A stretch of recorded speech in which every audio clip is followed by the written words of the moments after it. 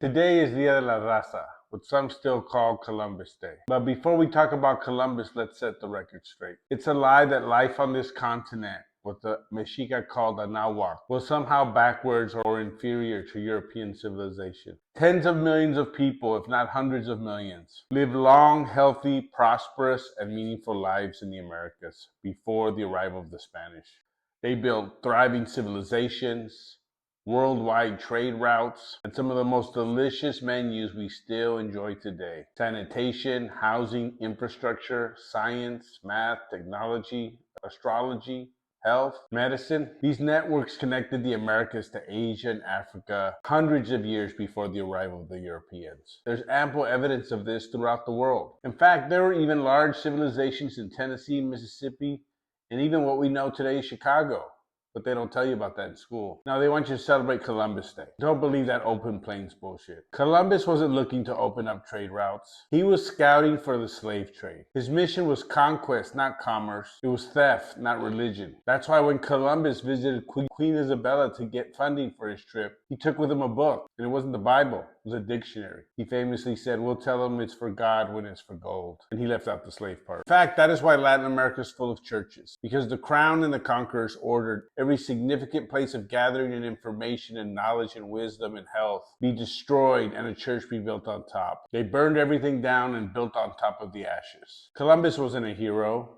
He was a sex trafficker. After his first voyage, Columbus returned to Europe with over a dozen 12-year-old girls. Even one of his crew members, Michel Gueni, wrote about how Columbus gave him a woman to rape, who he had to whip to subdue. These are not people to be celebrated. And the Spanish didn't defeat the natives just with the sword. They used biological warfare and the devil's spirit. In Ecuador, they openly put smallpox into clothing when they battled the natives to weaken their resistance. And the United States was even more brutal. Here's what America looked like when the 13 colonies were formed. And here's what America would look like if it honored the nearly 400 treaties it signed with Native people. Even the idea of democracy wasn't original. Jefferson stole it from the Iroquois League of Nations. While Jefferson robbed their ideas, he stole their land and massacred their people. His strategy was clear. Create dependence, create division, create addiction. He encouraged reliance on the white man for food, clothing, shelter, and even alcohol and guns, and sowed division amongst various tribes, all to force them to sell their land. Sound familiar? Today, politicians are forcing us into overpriced houses that have no yard, no fruit trees,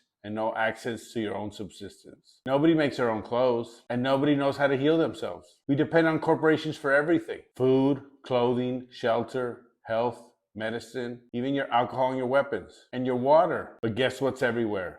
Pills, weed, alcohol, guns, violence, the same shit. If you want to watch the full video, check out my article on Substack. Look for Ellos los Monstruos. The celebration of Columbus Day is a marketing campaign. It's propaganda to paint him as a hero and to convince us that we're better off under colonial rule. That's part of what's happening with these raids. It's a continuous subjugation of the dark people. But the truth is out there if you look for it. Stokely Carmichael famously said in Africa they burn books. In America, they put them in the library. Nobody's going to read them. But Columbus Day is over and replaced by Dia de la Raza, and some think it's a victory. Columbus Day was canceled when his brother's diary was revealed, showing vast communication between he and Columbus about trafficking 12-year-old girls across the world. Sex for minors. They've been doing it for a long time. So on this day of Dia de la Raza, let's commit to critical thinking and informing ourselves. I was blessed and happy to be mentored by my elders. So let's commit to critical thinking, to reading, to getting informed, to finding the information, to taking time off of social media to read and learn. Dive into the backstories and the footnotes. Some of my favorite reads are biographies and autobiographies, where you see a whole entire different world and a history of struggle. Start with A People's History of the United States by Howard Zinn, or Bury My Heart at Wounded Knee. The biographies and autobiographies of Malcolm X, Stephen Biko, Salvador Allende, and more. If you want to watch a movie, check out We Once Were Warriors, an amazing film. Attica, or documentaries like the American Indian Movement, or FTA. Gotta check out FTA. I know it's been a tough year, but stay informed, stay strong, and stay focused. And remember, boycott corporate America. They're all in on it. So on Columbus Day, Dia de la Raza, I just wanted to say that the truth is powerful, so let's honor it. Check out YouTube and Substack for the full video.